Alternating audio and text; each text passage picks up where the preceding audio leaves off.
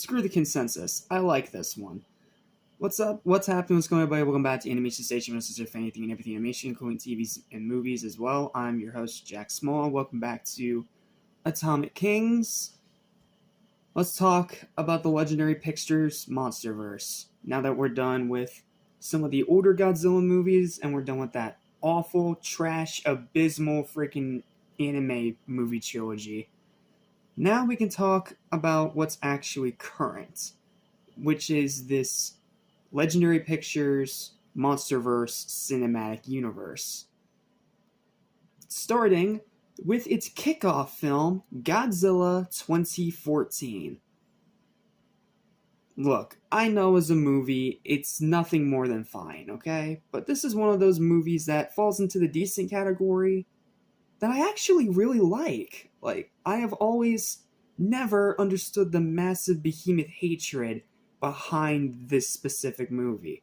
Like, I understood with Godzilla 98. 98's a piece of shit. It'll always be a piece of shit. But 2014's Godzilla, it's a solid movie. Like, it's a solid movie. It's entertaining. It has some really good elements that I really liked.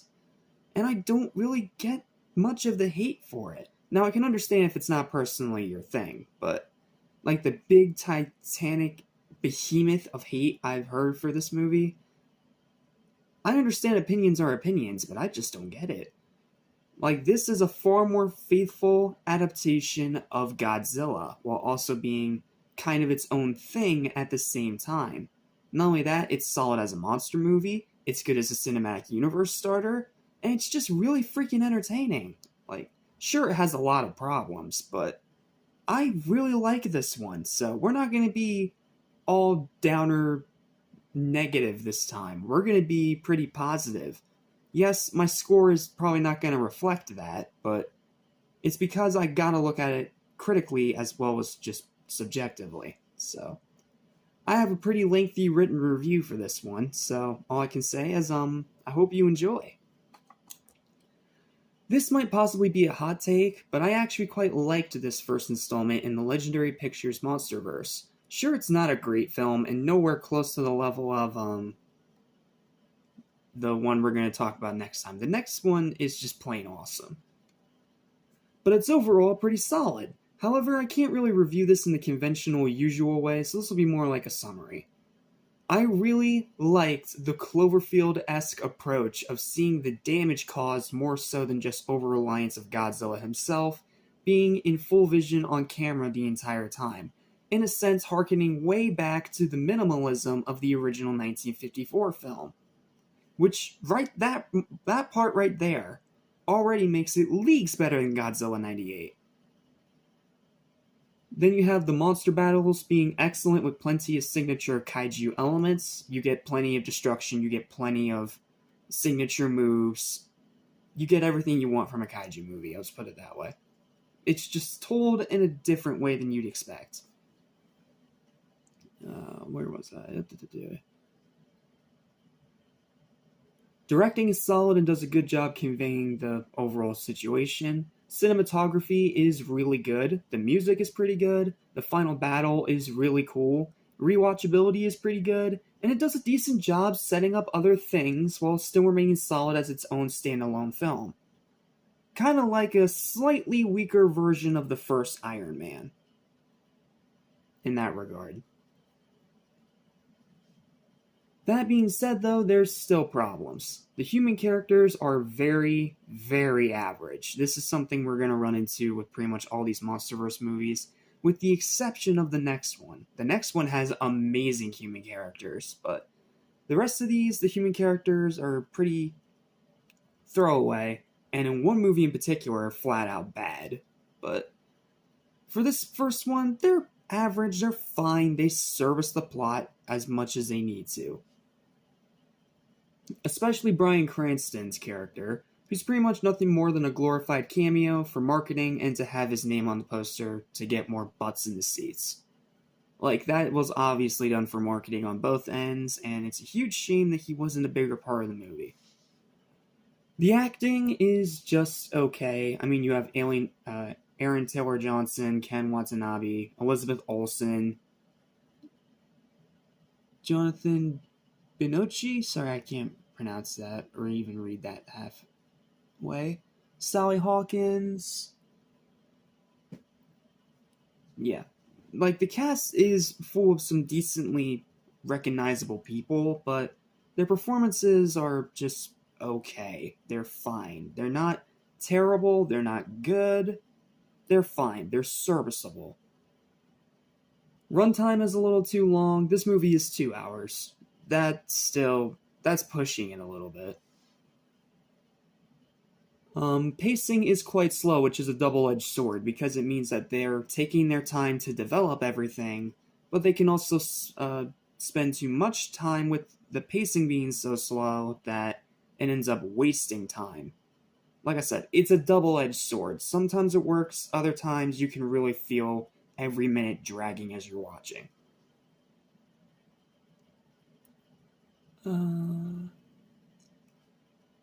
Pacing, yep, I already said that, sorry.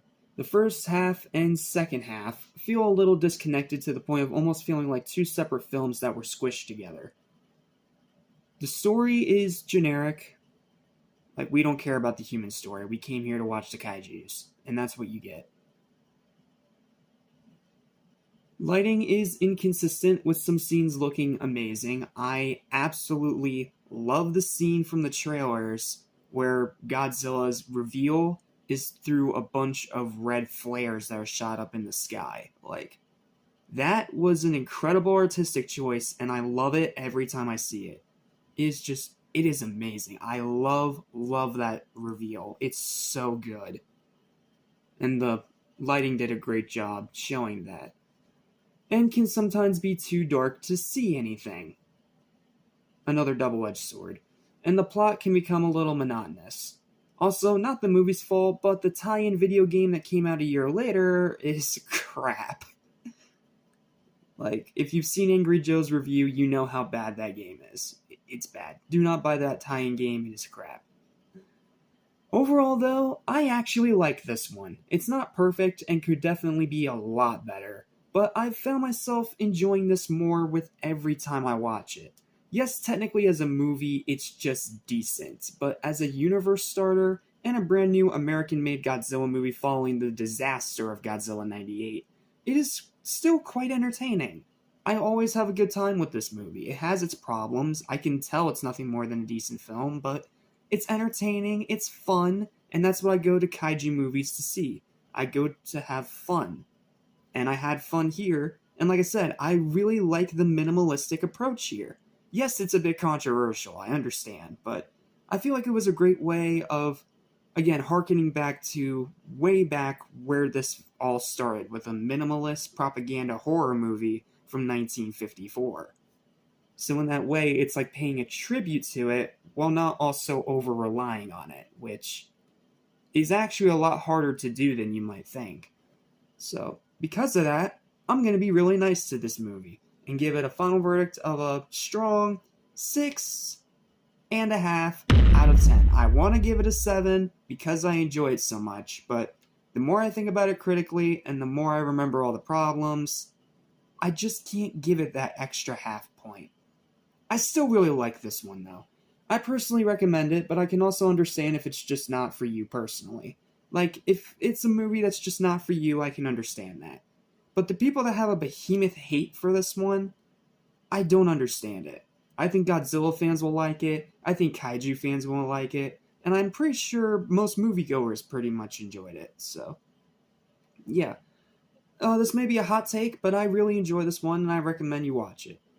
And if it ends up being a one and done for you, that's okay. Everyone's entitled to their own opinion. We're not all the same person, after all. Well, that's it. And next time we're going to have a huge quality jump, because next time, I'm just going to say it outright, next time we're looking at what might be the best of the entire MonsterVerse, and probably my favorite monster movie ever. I have nothing but huge praise to throw at the next one.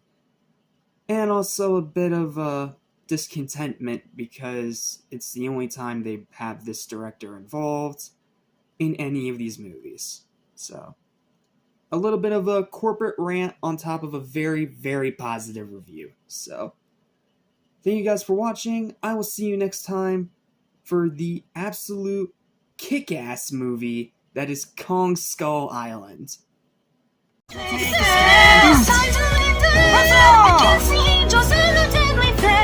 cannot take it anymore. The time is coming. Prepare for what we're ready for.